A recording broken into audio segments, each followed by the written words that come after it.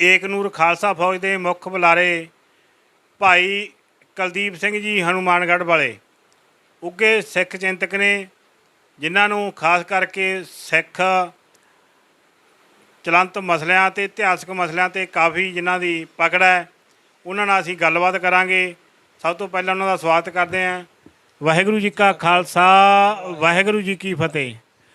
भाई साहब जी पिछले काफ़ी दिनों तो पंजाब तो जिहड़ा गवांढी सूबा जिहड़ा हिमाचल प्रदेश आ, उत्थे ये काफ़ी मामला भखिया सीगा भी केसरी निशान साहब का, ਜਿਹੜੇ ਸਾਡੇ सिख नौजवान मोटरसाइकिलों ते गड्डियां ते केसरी निशान साहब ला के ਜਾਂ ਜਿਨ੍ਹਾਂ ਤੇ कई नौजवानों के झंडिਆਂ ਤੇ ਜਿਹੜੀ ਸੰਤਾਂ ਦੀ संत जरनैल सिंह जी खालसा ਭਿੰਡਰਾਂ ਵਾਲਿਆਂ ਦੀ तस्वीर ਹੁੰਦੀ ਸੀ ਝੰਡਿਆਂ ਤੇ, ਜਾਂ ਉਹ ਝੰਡੇ ਲਾ ਕੇ ਜਦੋਂ ਹਿਮਾਚਲ ਦੇ ਵਿੱਚ ਪ੍ਰਵੇਸ਼ ਕਰਦੇ ਸੀ ਤਾਂ ਉਹਨਾਂ ਨੂੰ ਰੋਕਿਆ ਗਿਆ। ਉਹਨਾਂ 'ਤੇ ਕੇਸ ਦਰਜ ਵੀ ਕੀਤੇ ਗਏ ਅਤੇ ਉਹਨਾਂ ਦੇ ਝੰਡੇ ਜਾਂ ਕੇਸਰੀ ਨਿਸ਼ਾਨ ਸਾਹਿਬ ਵੀ ਲਹਾਏ ਗਏ। ਉਸ ਨੂੰ ਲੈ ਕੇ ਹੁਣ 10 ਅਪ੍ਰੈਲ ਨੂੰ ਇੱਕ ਮਾਰਚ ਨਿਕਲਣ ਜਾ ਰਿਹਾ, ਉਹ ਮਾਮਲਾ ਕਾਫੀ ਭਖਿਆ ਵਾ। ਅਸੀਂ ਜਾਣਨਾ ਚਾਹੁੰਦੇ ਹਾਂ ਤੁਹਾਡੇ ਮਾਧਿਅਮ ਰਾਹੀਂ ਵੀ ਕੇਸਰੀ ਨਿਸ਼ਾਨ ਸਾਹਿਬ ਦਾ ਮਸਲਾ ਹੈ ਜਿਹੜਾ ਉਹ ਇੰਡੀਆ ਦੇ ਵਿੱਚ ਜਿਹੜੇ ਦੂਸਰੇ ਸੂਬੇ ਹੈ ਉਹਨਾਂ 'ਤੇ ਕਿਉਂ ਪਾਬੰਦੀ ਲਾ ਰਹੇ ਆ। पहली गल तो यह है जी कि केसरी निशान का कोई मसला है नहीं गा। जे कोई मसला है तो ये लोकल बॉडीज़ दे मतलब कि जेड़े ना समझ उतों के लोकल संस्थावां दे नाल संगठनां दे नाल जुड़े हुए नुमाइंदे ने, वो आपदी मतलब कि धौंस जमाउण लई राजनीतिक जां प्रशासनिक तौर ते इस नूं चकदे आ। ते प्रशासन गाहे बगाए जिहड़ा सत्ता धिर हुंदा उहदे नाल संबंधित संगठन हुंदे आ, ਉਹਨਾਂ ਨੂੰ ਖੁਸ਼ ਕਰਨ ਲਈ ਵੀ ਜਾਂ ਸਾਡੇ 'ਤੇ ਕੋਈ ਗਾਜ ਨਾ ਡਿੱਗੇ, ਉਹ ਕੀ ਐਸਾ ਕੰਮ ਕਰ ਦਿੰਦੇ ਆ ਅਣਜਾਣਪੁਣੇ ਦੇ ਵਿੱਚ ਵੀ ਇਹਦਾ ਅਸਰ ਗਾਂ ਆਉਣ ਵਾਲੇ ਟਾਈਮ 'ਚ ਦੇਸ਼ ਦੀ ਏਕਤਾ ਅਖੰਡਤਾ 'ਤੇ ਪੈਣਾ ਕਿ ਨਹੀਂ ਹੋਣਾ। 1999 'ਚ ਉਹਨਾਂ ਨੂੰ ਇਨਵਾਈਟ ਕੀਤਾ ਗਿਆ ਜਦੋਂ ਮਤਲਬ ਕਿ ਖਾਲਸਾ ਸਾਜਨਾ ਦਿਵਸ ਮਨਾਏ ਗਏ। ਉਸ ਤੋਂ ਬਾਅਦ ਇਹਨਾਂ ਨੂੰ ਮਤਲਬ ਕਿ 2001-2 ਦੇ ਵਿੱਚ ਇਸ ਨੂੰ ਇੰਪਲੀਮੈਂਟ ਕਰਨ ਲਈ ਉਦੋਂ ਵਾਜਪਾਈ ਸਰਕਾਰ ਸੀਗੀ ਸੈਂਟਰ ਦੇ ਵਿੱਚ, ਤੇ ਪੰਜਾਬ ਦੇ ਵਿੱਚ ਕੈਪਟਨ ਅਮਰਿੰਦਰ ਸਿੰਘ ਦੀ ਸਰਕਾਰ ਸੀ। SGPC ਦੇ ਉੱਪਰ ਬਾਦਲ ਦਲ ਦਾ ਕਬਜ਼ਾ ਸੀ। ਉਹਨਾਂ ਨੇ ਪਾਸ ਕਰਕੇ ਕਾਂਗਰਸ ਨੂੰ ਭੇਜਿਆ। ਕੈਪਟਨ ਅਮਰਿੰਦਰ ਸਿੰਘ ਨੇ ਪੇਸ਼ ਕਰਕੇ ਇਹ ਹਰਿਆਣਾ ਵਿਧਾਨ ਸਭਾ ਨੂੰ ਤੇ ਉਹਨੂੰ ਭੇਜਿਆ। ਹਿਮਾਚਲ ਦੇ ਵਿੱਚ ਧੂਮਲ ਸਰਕਾਰ ਸੀਗੀ BJP ਦੀ, ਤੇ ਹਰਿਆਣੇ ਦੇ ਵਿੱਚ ਚੁਟਾਲੇ ਦੀ ਸਰਕਾਰ ਸੀ। ਜਦੋਂ ਨੂੰ ਇਹਦਾ ਨੋਟੀਫਿਕੇਸ਼ਨ ਜਾਰੀ ਹੋਇਆ ਸੈਂਟਰ ਦੇ ਵਿੱਚ, ਉਸ ਤੋਂ ਬਾਅਦ ਕਾਂਗਰਸ ਸਰਕਾਰ ਨੇ ਇਹਨੂੰ ਉੱਥੇ ਜਾ ਕੇ ਫਿਰ ਇੰਪਲੀਮੈਂਟ ਕਰਤਾ। ਜਦੋਂ ਸੈਂਟਰ ਸਰਕਾਰ ਦੇ ਵਿੱਚ ਰਾਜ ਸਭਾ ਅਤੇ ਲੋਕ ਸਭਾ ਦੇ ਵਿੱਚ ਇਹ ਪਾਸ ਹੋ ਗਿਆ ਤਾਂ ਨਾਨਕਸ਼ਾਹੀ ਜਿਹੜਾ ਕੈਲੰਡਰ ਆ ਉਹ ਇੱਕ ਕਾਨੂੰਨ ਬਣ ਗਿਆ। ਅਤੇ ਉਸ ਕਾਨੂੰਨ ਦੇ ਵਿੱਚ ਜੇ ਬਰੀਕੀ ਨਾਲ ਚੱਕ ਕੇ ਦੇਖਿਆ ਜਾਵੇ ਤਾਂ 3 ਤੋਂ 6 ਜੂਨ ਦੇ ਵਿੱਚ ਸੰਤ ਜਰਨੈਲ ਸਿੰਘ ਦਾ ਜਿਹੜਾ ਸ਼ਹੀਦੀ ਦਿਹਾੜਾ ਹੈ ਉਹ ਸਰਕਾਰੀ ਤੌਰ 'ਤੇ ਅੰਕਿਤ ਹੈ, ਸੰਵਿਧਾਨਿਕ ਤੌਰ 'ਤੇ ਅੰਕਿਤ ਹੈ। ਨਿੱਜ ਸਵਾਰਥ ਲਈ, ਛੋਟੇ ਮੋਟਿਵਸ ਲਈ, ਜਿਵੇਂ ਸ਼੍ਰੋਮਣੀ ਅਕਾਲੀ ਦਲ ਨੇ ਆਪਦੇ ਮਤਲਬ ਕਿ ਆਪਦੇ ਪਰਸਨਲ ਇੰਟਰਸਟ ਲਈ ਉਹਨਾਂ ਦੇ ਪ੍ਰਧਾਨ ਨੇ 3 ਮੈਂਬਰੀ ਟੀਮ ਬਣਾਤੀ ਸੀ ਵੀ ਨਾਨਕਸ਼ਾਹੀ ਕੈਲੰਡਰ ਦੇ ਵਿੱਚ ਥੋੜ੍ਹਾ ਬਹੁਤਾ ਗੁਰੂ ਗੋਬਿੰਦ ਸਿੰਘ ਜੀ ਦੇ ਬਰਥਡੇ 'ਤੇ ਜਾਂ 16 ਜੂਨ ਨੂੰ, ਹਾਲਾਂਕਿ ਉਹ ਵੀ ਨਜਾਇਜ਼ ਚੱਲ ਰਿਹਾ, 16 ਜੂਨ ਦੀ ਜਗ੍ਹਾ 'ਤੇ ਮਤਲਬ ਕਿ 4-5 ਜੂਨ ਨੂੰ ਜਾਂ 6 ਜੂਨ ਨੂੰ ਗੁਰੂ ਅਰਜਨ ਦੇਵ ਜੀ ਦਾ ਸ਼ਹੀਦੀ ਦਿਹਾੜਾ ਲੈ ਆਏ। ਉਹਦੇ 'ਚ ਇੱਕ ਕੰਟਰੋਡਿਕਟਰੀ ਕਰਤੀ। ਜਦੋਂ ਸਾਡੇ ਹੀ ਪੰਥਕ ਆਗੂ ਇਸ ਚੀਜ਼ ਨੂੰ ਗਲਤ ਸਿੱਧ ਕਰਦੇ ਵੀ ਸੰਵਿਧਾਨਿਕ ਤੌਰ 'ਤੇ ਜੇ ਇਹਦੇ 'ਚ ਰਿਵਾਈਵ ਚਾਹੀਦਾ ਸੀ ਤਾਂ ਪ੍ਰੋਸੈਸ ਤਾਂ ਸਾਰਾ ਉਹੀ ਲੱਗਣਾ ਸੀ ਨਾ। ਉਹ ਨਾ ਲੱਗ ਕੇ ਇਹਨਾਂ ਨੇ 3 ਮੈਂਬਰੀ ਟੀਮ ਬਣਾ ਕੇ ਇਹਨੂੰ ਪੁਰਾਤਨ ਸਮੇਂ ਨਾਲ ਜੋੜ ਕੇ ਅਤੇ ਉਸ ਦੀ ਡੇਟ ਗਾਂਹ ਪਿਛਾਂਹ ਕਰਤੀ। ਇਸ ਕਰਕੇ ਵਿਵਾਦ ਉਤਪੰਨ ਹੋਇਆ ਜੀ। ਤੁਸੀਂ ਰਾਜਸਥਾਨ ਦੇ ਵਸਨੀਕ ਹੋ, ਕੀ ਹਿਮਾਚਲ ਵਰਗੀ ਪ੍ਰੋਬਲਮ ਕੋਈ ਰਾਜਸਥਾਨ ਦੇ ਵਿੱਚ ਵੀ ਕਦੇ ਆਈ? ਹਾਂ, ਪਹਿਲਾਂ ਇਹ ਅਸਲ ਜਿਹੜੀ ਪ੍ਰੋਬਲਮ ਹੈ ਰਾਜਸਥਾਨ 'ਚੋਂ ਸ਼ੁਰੂ ਹੋਈ ਸੀ ਅਤੇ 2003 ਦੇ ਵਿੱਚ ਸੁਪਰੀਮ ਕੋਰਟ ਦੇ ਵਿੱਚ ਇਹ ਕੇਸ ਚਲਾ ਗਿਆ ਸੀ ਅਤੇ ਉਦੋਂ ਮਾਨਨੀय ਸੁਪਰੀਮ ਕੋਰਟ ਨੇ ਇਹ ਫੈਸਲਾ ਦਿੱਤਾ ਸੀ ਕਿ ਤੁਸੀਂ ਸੰਤਾਂ ਦੀ ਸਨੈਪ ਲਾ ਸਕਦੇ ਹੋ, ਕਿਉਂਕਿ ਇੰਡੀਅਨ ਹੋਮ ਮਿਨਿਸਟਰ ਸੀ ਜਿਹੜੇ ਸੁਸ਼ੀਲ ਕੁਮਾਰ ਸ਼ਿੰਦੇ ਜੀ, ਉਹਨਾਂ ਨੇ ਇਹ ਲਿਖ ਕੇ ਦਿੱਤਾ ਸੀਗਾ ਕਿ ਇਹ ਇੱਕ ਅਗਰੈਸਿਵ ਸੰਤ ਨੇ, ਧਾਰਮਿਕ ਪ੍ਰਵਿਰਤੀ ਤੋਂ ਇਹਨਾਂ 'ਤੇ ਕੋਈ ਵੀ ਕ੍ਰਿਮੀਨਲ ਜਾਂ ਕ੍ਰਾਈਮ ਦਾ ਕੇਸ ਨਹੀਂ ਹੈ। ਭਾਈ ਸਾਹਿਬ ਜੀ, ਸਾਡੇ ਸਿੱਖ ਕੌਮ ਦਾ ਜਿਹੜਾ ਜੇ ਆਪਾਂ ਕਹਿ ਲਈਏ ਵੀ ਸਿੱਖ ਕੌਮ ਦਾ ਰਾਸ਼ਟਰੀ ਚਿੰਨ੍ਹ ਹੈ ਜਾਂ ਰਾਸ਼ਟਰੀ ਫਲੈਗ ਹੈ ਕੇਸਰੀ ਨਿਸ਼ਾਨ ਸਾਹਿਬ ਹੈ, ਜੇ ਅਸੀਂ ਧਾਰਮਿਕ ਤੌਰ 'ਤੇ ਕਹੀਏ, ਜਿਨ੍ਹਾਂ ਨੂੰ ਹਰੇਕ ਗੁਰਦੁਆਰਾ ਸਾਹਿਬ ਦੇ ਵਿੱਚ ਨਿਸ਼ਾਨ ਸਾਹਿਬ ਦੇ ਤੌਰ 'ਤੇ ਸੁਸ਼ੋਭਿਤ ਕੀਤਾ ਜਾਂਦਾ ਹੈ। ਅਤੇ ਜਦੋਂ ਵੀ ਅਸੀਂ ਗੁਰੂ ਘਰ ਜਾਂਦੇ ਹਾਂ ਤਾਂ ਹਮੇਸ਼ਾ ਹੀ ਜਿਹੜੀ ਸਿੱਖ ਸੰਗਤ ਹੈ, ਜਿੱਥੇ ਸ੍ਰੀ ਗੁਰੂ ਗ੍ਰੰਥ ਸਾਹਿਬ ਜੀ ਨੂੰ ਨਤਮਸਤਕ ਹੁੰਦੀ ਹੈ, ਉੱਥੇ ਸ੍ਰੀ ਨਿਸ਼ਾਨ ਸਾਹਿਬ ਜੀ ਨੂੰ ਵੀ ਸਲੂਟ ਮਾਰਦੀ ਹੈ ਅਤੇ ਨਤਮਸਤਕ ਹੁੰਦੀ ਹੈ। ਉਹਦਾ ਯਾਨੀ ਕਿ ਮਾਣ ਸਤਿਕਾਰ ਦਿੰਦੀ ਹੈ ਨਿਸ਼ਾਨ ਸਾਹਿਬ ਨੂੰ। ਪਰ ਆਜ਼ਾਦੀ ਤੋਂ ਬਾਅਦ ਜਾਂ ਆਜ਼ਾਦੀ ਵੇਲੇ ਵੀ ਗੱਲ ਕਰੀਏ ਤਾਂ ਕੇਸਰੀ ਨਿਸ਼ਾਨ ਸਾਹਿਬ 'ਤੇ ਕਾਫੀ ਵਾਦ ਵਿਵਾਦ ਵੇਖਣ ਨੂੰ ਮਿਲਿਆ ਹੈ।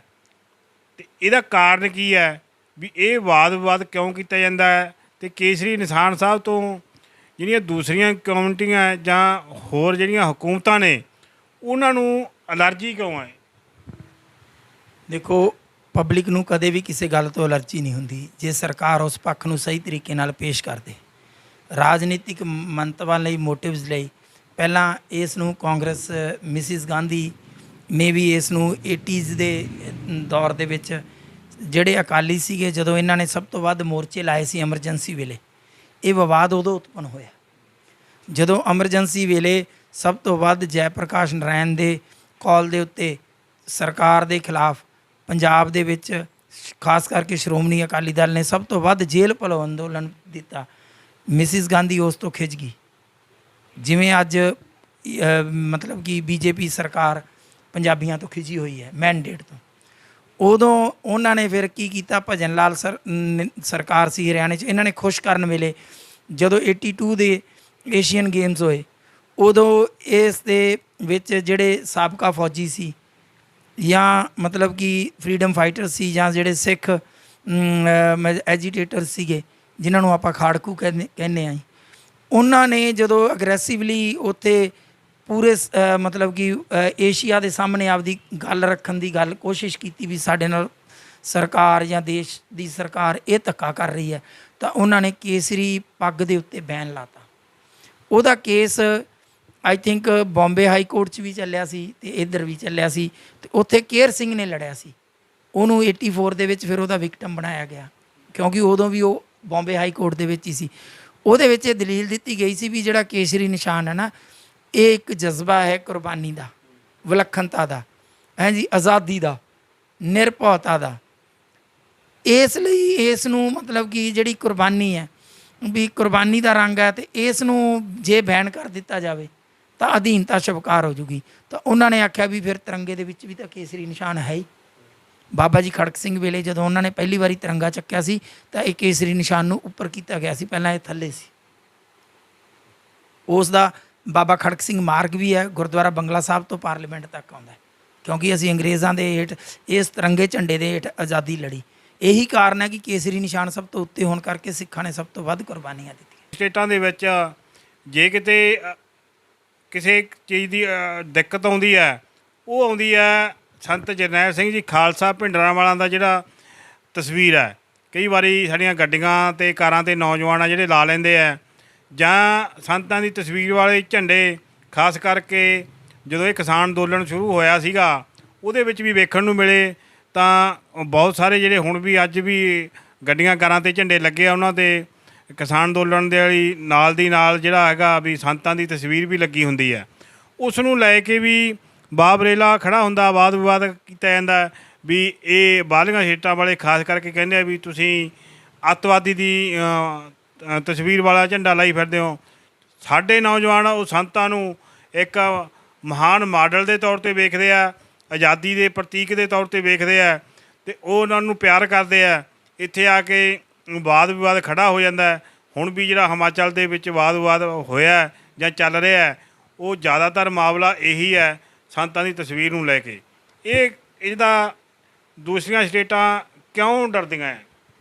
ਦੇਖੋ ਜੀ, ਡਰਦੀਆਂ ਨਹੀਂ ਗੀਆਂ, ਉਹ ਇਸ ਨੂੰ ਭਲੀ ਭਾਂਤੀ ਵੀ ਸਮਝਦੇ, ਉਹ ਤੁਹਾਡੇ ਚੁੰਡੀ ਵੱਢਦੀਆਂ ਵੀ ਤੁਸੀਂ ਕਿਸੇ ਵੀ ਚੀਜ਼ ਨੂੰ ਰਿਬੈਲ ਕਰੋਗੇ। ਜਦੋਂ ਆਪਾਂ ਕਿਸੇ ਬੰਦੇ ਦੇ ਚੁੰਡੀ ਵੱਢਾਂਗੇ, ਉਸ ਨੂੰ ਮਤਲਬ ਕਿ ਉਸ ਨੂੰ ਉਹਦਾ ਕੰਨ ਫੜ ਕੇ ਮਰੋੜਾਂਗੇ, ਤਾਂ ਉਹਦੇ ਨਾਲ ਉਸ ਨੂੰ ਵਾਈਬ੍ਰੇਸ਼ਨ ਆਉਂਦੀ ਹੈ, ਉਸ ਨੂੰ ਖਿੱਚ ਆਉਂਦੀ ਹੈ, ਅਤੇ ਫਿਰ ਉਹ ਆਪਦਾ ਰਿਐਕਸ਼ਨ ਦਿੰਦਾ। ਅਤੇ ਪੰਜਾਬ ਜਿੱਦਾਂ ਜਿਹੜਾ ਰਿਐਕਸ਼ਨ ਹੈ ਨਾ, ਇਹ ਇੱਕ ਨੂਣ ਮਿਰਚ ਦਾ ਗੱਲਾ ਹੈ, ਮਸਾਲਾ ਹੈ। ਇਹ ਮਸਾਲਾ ਦਿੰਦੇ ਆ, ਉਹ ਦੂਸਰੇ ਸਟੇਟ ਦੇ ਵਿੱਚ ਅਨਪੜ੍ਹਤਾ ਦਾ ਲੈਵਲ ਵੱਧ ਹੋਣ ਕਰਕੇ, ਜਾਤੀਵਾਦ ਹੋਣ ਕਰਕੇ, ਸ਼ਾਇਦ ਕਿ ਜਿਹੜਾ ਧਰਮ ਹੈ ਜੇ ਹਿੰਦੂਤਵ ਦੇ ਨਾਲ ਗੱਲ ਕੀਤੀ ਜਾ ਸਕਦੀ ਹੈ, ਬਾਲ ਠਾਕਰੇ ਤੇ ਪ੍ਰਵੀਨ ਤੋਗੜੀਆ ਤੇ ਕਪਿਲ ਸਿੱਬਲ ਤੇ ਜਾਂ ਮਤਲਬ ਕਿ ਜਿਹੜੇ ਬੀਜੇਪੀ ਦੇ ਵਿੱਚ ਪ੍ਰਚਲਿਤ ਐਮਪੀ ਨੇ ਜਿਹੜੇ ਕੁਝ ਇਸ ਤਰ੍ਹਾਂ ਦੀ ਬਿਆਨ ਦਿੰਦੇ ਆ, ਹੁਣੇ ਇਹ ਮਤਲਬ ਕਿ ਹਿੰਦੂ ਧਰਮ ਸੰਸਦ ਹਰਿਦੁਆਰ ਹੋ ਕੇ ਹਟੀ ਹੈ, ਜੇ ਉਹਨਾਂ ਨਾਲ ਕੁਛ ਨਹੀਂ ਵਿਗੜਦਾ ਤਾਂ ਜੇ ਇਸ ਚੀਜ਼ ਨਾਲ ਵੀ ਨਹੀਂ, ਕਿਉਂਕਿ ਇਹ ਤਾਂ ਨਾਨਕਸ਼ਾਹੀ ਕੈਲੰਡਰ ਦੇ ਮੁਤਾਬਕ ਸਾਰੀਆਂ ਸਟੇਟਾਂ ਨੇ ਆਪਦੀਆਂ ਵਿਧਾਨ ਸਭਾ 'ਚ ਪਾਸ ਕਰਤਾ, ਸਰਕਾਰ ਨੇ ਪਾਸ ਕੀਤਾ। ਇਹਦੇ ਲਈ ਕਮਜ਼ੋਰੀ ਕਿਹਦੀ ਹੈ? ਸਭ ਤੋਂ ਵੱਡੀ ਕਮਜ਼ੋਰੀ ਤਾਂ ਮੈਂ ਮਾਫੀ ਚਾਹੁੰਦਾ ਦਮਦਮੀ ਟਕਸਾਲ ਦੀ ਹੈ। ਉਸ ਤੋਂ ਬਾਅਦ ਸ਼੍ਰੋਮਣੀ ਗੁਰਦੁਆਰਾ ਪ੍ਰਬੰਧਕ ਕਮੇਟੀ ਦੀ ਹੈ। ਜਦੋਂ ਕੋਈ ਗੱਲ ਕਰਦਾ ਤਾਂ ਉਹਨਾਂ ਮੂਹਰੇ ਉਹਨਾਂ ਦੇ ਸਾਹਮਣੇ ਸ਼੍ਰੋਮਣੀ ਕਮੇਟੀ ਮਿਆਉਂ ਮਿਆਉਂ ਕਰਨ ਲੱਗ ਜਾਂਦੀ ਹੈ। ਇਹਦਾ ਇੱਕ ਹੱਲ ਹੈ ਕਿ ਜਿਹੜੇ ਸ਼੍ਰੋਮਣੀ ਕਮੇਟੀ ਦੇ ਜਿੰਨੇ ਵੀ ਦਫ਼ਤਰ ਹੈ ਉਹਨਾਂ ਦੇ ਵਿੱਚ, ਜਿਵੇਂ ਵਿਧਾਨ ਸਭਾ ਦੇ ਵਿੱਚ ਭਗਤ ਸਿੰਘ ਤੇ ਅੰਬੇਦਕਰ ਦੀ ਫੋਟੋ ਲਈ ਜ਼ਰੂਰੀ ਕੀਤਾ ਗਿਆ ਤੇ ਉਹਨਾਂ ਨੂੰ ਕਿਹਾ ਗਿਆ, ਤੇ ਮਹਾਰਾਜਾ ਰਣਜੀਤ ਸਿੰਘ ਸ਼ੇਰੇ ਪੰਜਾਬ ਦੀ ਤਸਵੀਰ ਲਈ ਵੀ ਹਾਮੀ ਭਰਤੀ ਸਰਕਾਰ ਨੇ, ਉਵੇਂ ਮਾਸਟਰ ਤਾਰਾ ਸਿੰਘ ਦੀ ਤਸਵੀਰ ਦੇ ਨਾਲ ਸੰਤ ਜਰਨੈਲ ਸਿੰਘ ਭਿੰਡਰਾਂ ਦੀ ਹਰ ਸ਼੍ਰੋਮਣੀ ਗੁਰਦੁਆਰਾ ਪ੍ਰਬੰਧਕ ਕਮੇਟੀ ਦੇ ਦਫ਼ਤਰ ਦੇ ਵਿੱਚ ਲੱਗੀ ਹੋਵੇ, ਹਰ ਗੁਰਦੁਆਰਾ ਸਾਹਿਬ ਦੇ ਵਿੱਚ ਲੱਗੀ ਹੋਵੇ। ਮੈਂ ਤਾਂ ਇੱਥੋਂ ਤੱਕ ਕਹਿੰਦਾ ਦਿੱਲੀ ਗੁਰਦੁਆਰਾ ਪ੍ਰਬੰਧਕ ਕਮੇਟੀ ਵੀ ਲਾਵੇ, ਉਹ ਆਪਦੇ ਜਿਹੜੇ ਮੇਨ ਗੁਰਦੁਆਰਾਜ਼ ਹੈ ਉਹਨਾਂ ਦੀ ਮੇਨ ਐਂਟਰੈਂਸ ਦੇ ਵਿੱਚ ਆਦਮਕਦ ਫੋਟੋ ਲੱਗੀ ਹੋਵੇ ਜਾਂ ਬੁੱਤ ਲੱਗਿਆ ਹੋਵੇ। ਜਿਹੜੀ ਚੀਜ਼ ਦਰਬਾਰ ਸਾਹਿਬ ਦੇ ਵਿੱਚ ਜਿਹੜਾ ਇਤਿਹਾਸ ਲਾ ਕੇ ਜਿਹੜੀ ਸ਼ਹੀਦਾਂ ਦੇ ਸੰਤ ਜਰਨੈਲ ਸਿੰਘ ਦੀ ਸ਼ਹੀਦੀ ਅਸਥਾਨ ਦੇ ਮੂਹਰੇ ਲਿਖਿਆ, ਉਸ ਨੂੰ ਹਿੰਦੀ ਪੰਜਾਬੀ ਅੰਗਰੇਜ਼ੀ 'ਚ ਲਿਖ ਕੇ ਲਾਇਆ ਹੋਵੇ ਤਾਂ 90% ਮਸਲਾ ਹੱਲ ਹੈ। ਭਾਈ ਸਾਹਿਬ, ਪੰਜਾਬ ਦੀ ਜੇ ਗੱਲ ਕਰੀਏ, ਰਾਜਨੀਤਿਕ ਤੌਰ 'ਤੇ ਸਿੱਖਾਂ ਦੀ ਇੱਕੋ ਇੱਕ ਸ਼੍ਰੋਮਣੀ ਸਿਰਮੌਰ ਜਥੇਬੰਦੀ ਸ਼੍ਰੋਮਣੀ ਅਕਾਲੀ ਦਲ, ਜੋ ਪੰਜਾਬ ਦੇ ਸਿੱਖਾਂ ਦੀ ਰਾਜਨੀਤਿਕ ਤੌਰ 'ਤੇ ਨੁਮਾਇੰਦਗੀ ਕਰਦੀ ਹੈ, ਅਤੇ ਜੇ ਆਪਾਂ ਕਹਿ ਲਈਏ ਵੀ ਧਾਰਮਿਕ ਜਥੇਬੰਦੀ ਵੀ ਹੈ। ਪਰ ਪਿਛਲੇ ਸਮੇਂ ਤੋਂ ਲੈ ਕੇ ਜੇ 100 ਸਾਲ ਦਾ ਇਤਿਹਾਸ ਵੇਖੀਏ ਤਾਂ ਸਭ ਤੋਂ ਮਾੜੀ ਹਾਲਤ ਇਸ ਵਿਧਾਨ ਸਭਾ ਚੋਣਾਂ ਦੇ ਵਿੱਚ ਸ਼੍ਰੋਮਣੀ ਅਕਾਲੀ ਦਲ ਦੀ ਹੋਈ ਹੈ, ਜਿਸ ਨੂੰ ਸਿਰਫ 117 ਸੀਟਾਂ 'ਚੋਂ 3 ਸੀਟਾਂ ਹਾਸਲ ਹੋਈਆਂ। ਇੱਕ ਸੀਟ ਮਾਝਾ, ਇੱਕ ਮਾਲਵਾ ਅਤੇ ਇੱਕ ਦੁਆਬਾ। ਜੇ ਅਸੀਂ ਐਂ ਕਹਿ ਲਈਏ ਵੀ ਸ਼੍ਰੋਮਣੀ ਅਕਾਲੀ ਦਲ ਬਿਲਕੁਲ ਹੀ ਖਤਮ ਹੋਣ ਦੇ ਕਿਨਾਰੇ ਪਹੁੰਚ ਚੁੱਕਿਆ ਜਾਂ ਖਤਮ ਹੋ ਚੁੱਕਿਆ, ਇਹਦੀ ਦਸ਼ਾ ਅਤੇ ਦਿਸ਼ਾ ਕੀ ਹੋਊਗੀ? ਦੇਖੋ ਜੀ, ਸ਼੍ਰੋਮਣੀ ਅਕਾਲੀ ਦਲ ਕਦੇ ਖਤਮ ਨਹੀਂ ਹੁੰਦਾ, ਕਿਉਂਕਿ ਰਾਜਸਥਾਨ ਦੇ ਵਿੱਚ ਵੀ ਸ਼੍ਰੋਮਣੀ ਅਕਾਲੀ ਦਲ ਦਾ ਕੈਡਰ ਹੈ। ਇਹ ਵੱਖਰੀ ਗੱਲ ਹੈ ਕਿ ਇਸ ਸਮਝੌਤੇ ਤਹਿਤ ਉਹਨਾਂ ਨੂੰ ਬੀਜੇਪੀ ਦੀ ਝੋਲੀ ਪਾ ਦਿੰਦੇ ਸੀ।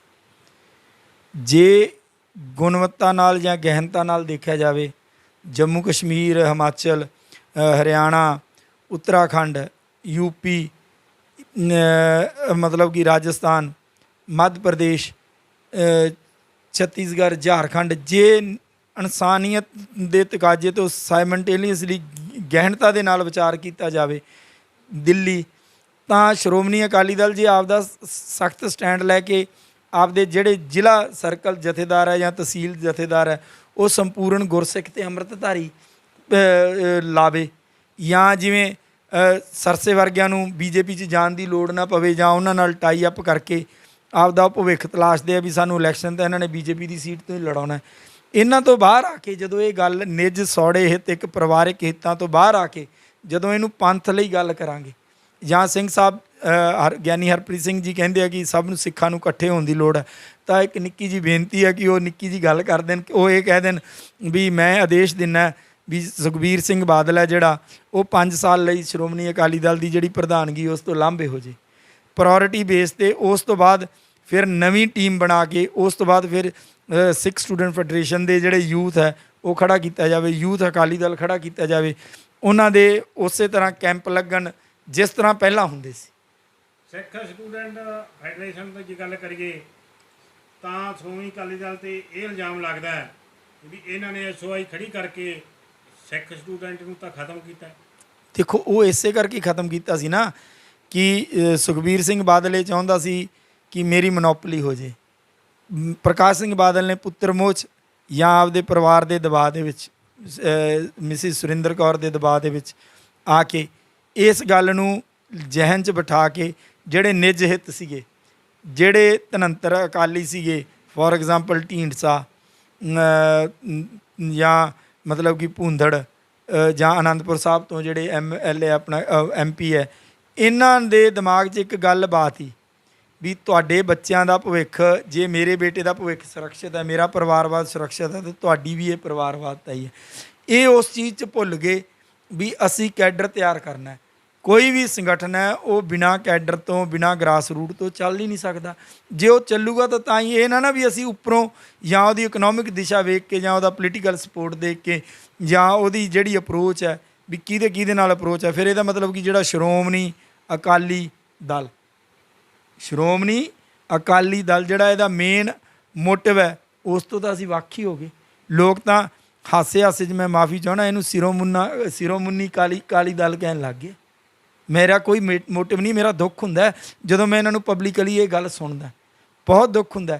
ਪਰ ਸਿੰਘ ਸਾਹਿਬ ਹੈ ਜਿਹੜੇ, ਉਹ ਵੀ ਆਪਦੇ ਨਿੱਜ ਸਵਾਰਥਾਂ ਲਈ, ਕਿਉਂਕਿ ਉਹ ਵੀ ਲੰਮੀ ਰੇਸ ਦੇ ਘੋੜੇ, ਉਹਨਾਂ ਨੇ ਉਹ ਐ ਛੋਟੀ ਉਮਰੇ ਤਖਤ 'ਤੇ ਬਿਰਾਜਮਾਨ ਹੋਏ ਆ।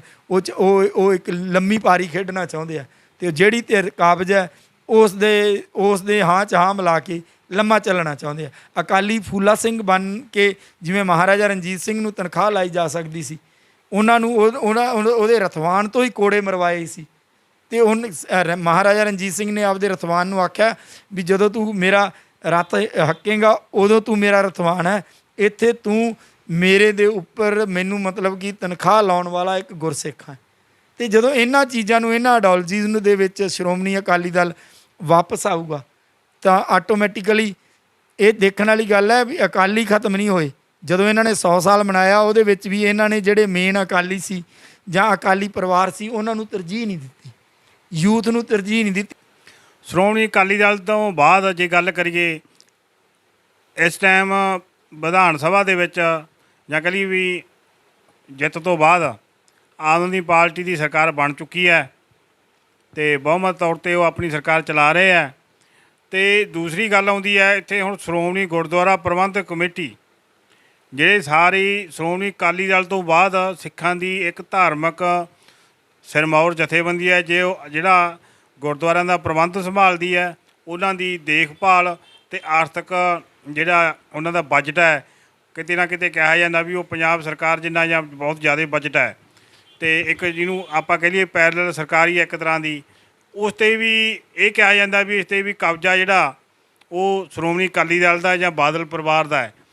ਕਿ ਇਹਦਾ ਅਸਰ ਵੀ ਜੇ ਹੁਣ ਚੋਣਾਂ ਹੁੰਦੀਆਂ ਸ਼੍ਰੋਮਣੀ ਕਮੇਟੀ ਦੀਆਂ ਤਾਂ ਇਹੀ ਹੋਊਗਾ ਜੋ ਪੰਜਾਬ ਦਾ ਸ਼੍ਰੋਮਣੀ ਅਕਾਲੀ ਦਲ ਦਾ ਵਿਧਾਨ ਸਭਾ ਚੋਣਾਂ 'ਚ ਹੋਇਆ? ਦੇਖੋ ਜੀ, ਇਹਦੇ ਲਈ ਇੱਕ ਪ੍ਰੋਸੈਸ ਹੈ, ਕਿਉਂਕਿ ਬੜੀ ਚਲਾਕੀ ਨਾਲ ਉਹਨਾਂ ਨੇ ਜਿਹੜਾ ਸੰਤ ਸਮਾਜ, ਜਿਹੜਾ ਕਿ ਸਿੱਖ ਮਰਿਆਦਾ ਦੇ ਅਨੁਸਾਰ ਸਾਰੇ ਹੀ ਸੰਤ ਨੇ, ਸਾਰੇ ਹੀ ਸਾਧ ਨੇ, ਸਾਰੇ ਹੀ ਭਾਈ ਨੇ। ਸਾਨੂੰ ਗੁਰੂ ਗੋਬਿੰਦ ਸਿੰਘ ਜੀ ਨੇ ਭਾਈ ਬਣਾਇਆ ਸੀ, ਅਤੇ ਸਿੱਖ ਧਰਮ ਦੇ ਵਿੱਚ ਤਾਂ ਇੱਕ ਪਰਫੈਕਟ ਸਮਾਜ ਹੋ ਹੀ ਨਹੀਂ ਸਕਦਾ। ਇਹ ਮੇਰੇ ਨਿੱਜ ਵਿਚਾਰ ਨੇ। ਜੇ ਕਿਸੇ ਨੂੰ, ਕਿਸੇ ਸੰਤ ਸਮਾਜ ਨੂੰ ਜਾਂ ਕਿਸੇ ਨੂੰ ਇਸ ਗੱਲ ਲਈ ਪ੍ਰੋਸੈਸ ਹੈ ਤਾਂ ਮੈਂ ਉਹਦੇ ਨਾਲ ਇਸ ਗੱਲ 'ਤੇ ਟੇਬਲ ਟਾਕ ਕਰ ਸਕਦਾ। ਸਿੱਖ ਵਿਚਾਰ ਦਾ ਗੁਰੂ ਗੋਬਿੰਦ ਸਿੰਘ ਜੀ ਨੇ ਸਾਨੂੰ ਭਾਈ ਬਣਾਇਆ ਸੀ। ਭਾਈ ਦਇਆ ਸਿੰਘ, ਭਾਈ ਧਰਮ ਸਿੰਘ, ਭਾਈ ਹਿੰਮਤ ਸਿੰਘ, ਭਾਈ ਮੁਕਮ ਸਿੰਘ, ਭਾਈ ਸਾਹਿਬ ਸਿੰਘ, ਅਤੇ ਭਾਈਆਂ ਤੋਂ ਹੀ ਅੰਮ੍ਰਿਤ ਛਕਿਆ। ਗੁਰਚੇਲਾ ਪਰੰਪਰਾ ਦੇ ਵਿੱਚ ਵੀ ਕੋਈ ਗੁਰੂ ਨਹੀਂ, ਕੋਈ ਚੇਲਾ ਨਹੀਂ।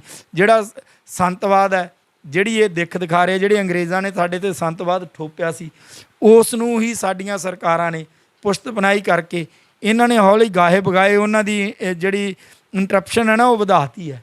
ਉਹ ਵਧਾਉਣ ਕਰਕੇ ਜਦੋਂ ਉਹ ਵੱਧ ਗਈ ਹੈ ਤਾਂ ਇਹਨਾਂ ਨੂੰ ਇਹ ਹੈ ਵੀ ਇਲੈਕਸ਼ਨ ਹੋਣ ਨਹੀਂ ਦੇਣੇ, ਜੇ ਸੰਤ ਸਮਾਜ ਨੂੰ ਮਾਨਤਾ ਦੇ ਦਿਓ। ਇਹ ਹੌਲੀ ਹੌਲੀ ਸਾਡੇ ਨਾਲ ਜਿਹੜਾ ਡੇਰਾਵਾਦ ਹੈ, ਇਹਨੂੰ ਸ਼੍ਰੋਮਣੀ ਕਮੇਟੀ ਦੇ ਵਿੱਚ ਹਿੱਸੇਦਾਰੀ ਬਣਾਉਣੀ ਸ਼ੁਰੂ ਕਰ ਦਿਓ।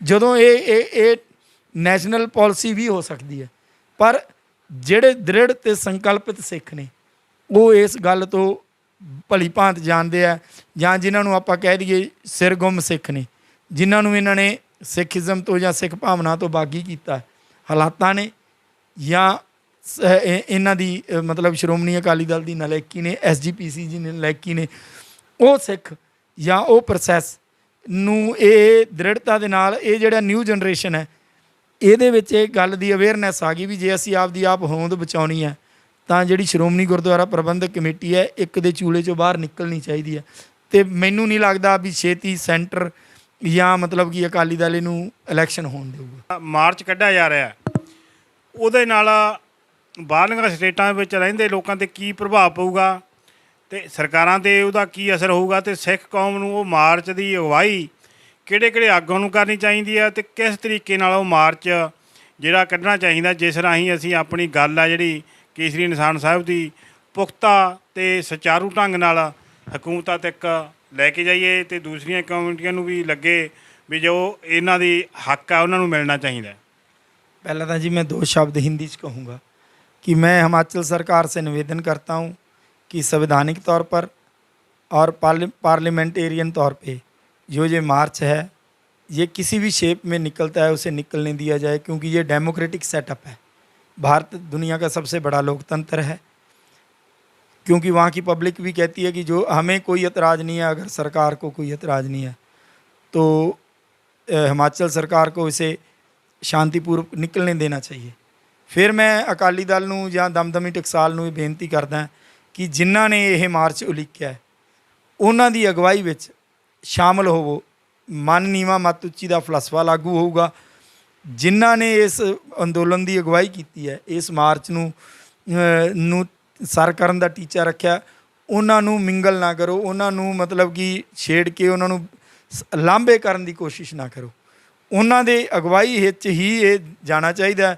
ਸ਼੍ਰੋਮਣੀ ਗੁਰਦੁਆਰਾ ਪ੍ਰਬੰਧਕ ਕਮੇਟੀ ਅਤੇ ਖਾਸ ਕਰਕੇ ਦਮਦਮੀ ਟਕਸਾਲ ਜਿਹੜੇ ਹਿਮਾਚਲ ਦੇ ਦੁਆਰ ਹੈ ਪੰਜਾਬ ਦੇ ਵਿੱਚ ਆਉਂਦੇ ਆ, ਉਹਨਾਂ ਦੇ ਵਿੱਚ ਉੱਥੋਂ ਦੇ ਚੌਂਕਾਂ ਨੂੰ ਗੋਦ ਲੈ ਕੇ ਸੰਤ ਜਰਨੈਲ ਸਿੰਘ ਪਿੰਡਰਾਲਿਆਂ ਦੇ ਨਾਂ 'ਤੇ ਇਹਨਾਂ ਦੇ ਬਣਾਉਣ ਅਤੇ ਇਹ ਵੈਰੀਫਾਈ ਕਰਨ ਕਿ 2003 ਦੇ ਵਿੱਚ ਸੁਪਰੀਮ ਕੋਰਟ ਨੇ ਡਿਕਲੇਅਰ ਕੀਤਾ ਕਿ ਸੰਤ ਜਰਨੈਲ ਸਿੰਘ ਅਗਰੈਸਿਵ ਸਿੱਖ ਸੀਗੇ, ਗਰਮ ਖਿਆਲੀ ਸਿੱਖ ਹੋ ਸਕਦੇ ਆ ਜਾਂ ਸਿੱਖਾਂ ਦੀ ਗੱਲ ਕਰਨ ਲਈ ਅਗਰੈਸਿਵ ਹੋ ਸਕਦੇ ਆ। ਸੁਬਰਮਨੀਅਮ ਸਵਾਮੀ ਜਿਹੜੇ BJP ਦੇ MP ਹੋਏ ਉਹਨਾਂ ਦੇ ਕਹਿਣ ਵਾਂਗੂ, ਪਰ ਇਹ ਰਾਸ਼ਟਰ ਵਿਰੋਧੀ ਨਹੀਂ ਸੀ, ਨਾ ਹੀ ਉਹਨਾਂ ਨੇ ਕਦੇ ਕਿਸ ਤਰ੍ਹਾਂ ਦੀ ਗੱਲ ਕੀਤੀ ਸੀ।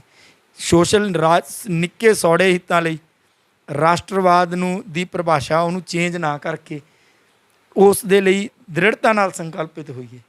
ਜਿਸ ਕੌਮ ਦੇ ਲਈ ਸਿੱਖ ਰੈਜੀਮੈਂਟ ਦਿੱਤੀ ਹੋਈ ਹੈ, ਸਪੈਸ਼ਲ ਵੈਰੀਫਿਕੇਸ਼ਨ ਹੈ, ਸਿੱਖਾਂ ਨੂੰ ਕਕਾਰ ਪਾਉਣ ਦੀ 25-20 ਧਾਰਾ ਦੇ ਵਿੱਚ ਅਨੁਮਤੀ ਹੈ। ਜਿਹੜੀ 25 ਧਾਰਾ ਉਹ ਧਰਮ ਦੀ ਆਜ਼ਾਦੀ ਦਿੰਦੀ ਹੈ ਅਤੇ 25 ਹੈ ਜਿਹੜੀ ਉਹ ਸਿੱਖਾਂ ਨੂੰ ਸਿਰਫ ਸਿੱਖਾਂ ਨੂੰ ਆਪਦੇ ਸਰੂਪ ਵਿੱਚ ਰਹਿਣ ਦੀ ਹੈ। ਜੇ ਕੇਸਰੀ ਨਿਸ਼ਾਨ ਹੈ ਉਹ ਤਾਂ ਰੰਗ ਕੇਸਰੀ ਤਾਂ ਤਿਰੰਗੇ 'ਚ ਹੈ, ਅਤੇ ਫਿਰ ਭਗਵਾ ਅਤੇ ਲਾਲ ਤਾਂ ਹੈ ਨਹੀਂ ਨਾ। ਅਤੇ ਫਿਰ ਹਿਮਾਚਲ ਸਰਕਾਰ ਉੱਥੋਂ ਦੇ ਲੋਕਲ ਲੋਕਾਂ ਨੂੰ ਜਾਂ ਉੱਥੇ ਕਿਸੇ ਵੀ ਧਾਰਮਿਕ ਸਥਾਨ 'ਤੇ ਭਗਵਾ ਜਾਂ ਲਾਲ ਰੰਗ ਕਿਉਂ ਲਹਿਰਾਉਣ ਦਿੰਦੀ ਹੈ? ਜੇ ਉਹ ਕੇਸਰੀ ਜਾਂ ਮਤਲਬ ਕਿ ਸੂਹਾ ਮਤਲਬ ਕਿ ਨੇਵੀ ਬਲੂ ਨੂੰ ਇਹ ਬੈਨ ਕਰਨਾ ਚਾਹੁੰਦੇ ਆ ਜਿਹੜੇ ਗੁਰੂ ਗੋਬਿੰਦ ਸਿੰਘ ਜੀ ਦੇ ਰੰਗ ਹੈ, ਅਤੇ ਫਿਰ ਇਹ ਉਹਨਾਂ ਦੇ ਮੁਤਾਬਕ ਤਾਂ ਇਹ ਤਾਂ ਕੌਨਸਟੀਟਿਊਸ਼ਨਲ ਰੰਗ ਹੈ ਨਾ, ਕਿਉਂਕਿ ਜਿਹੜੀ ਨੇਵੀ ਬਲੂ ਹੈ ਇਹ ਸਾਡੇ ਜਿਹੜੀ ਟ੍ਰੈਫਿਕ ਪੁਲਿਸ ਹੈ ਜਾਂ ਮਤਲਬ ਬੰਗਾਲ ਦੀ ਪੁਲਿਸ ਹੈ ਉਹਨਾਂ ਦੀ ਨੇਵੀ ਬਲੂ ਦੀ ਟੋਪੀ ਹੈ। ਟ੍ਰੈਫਿਕ ਪੁਲਿਸ ਦੀ ਨੇਵੀ ਬਲੂ ਦੀ ਟੋਪੀ ਜਾਂ ਹੁੰਦੀ ਹੈ, ਨੇਵੀ ਬਲੂ ਪੈਂਟ ਹੁੰਦੀ ਹੈ। ਬੱਚੇ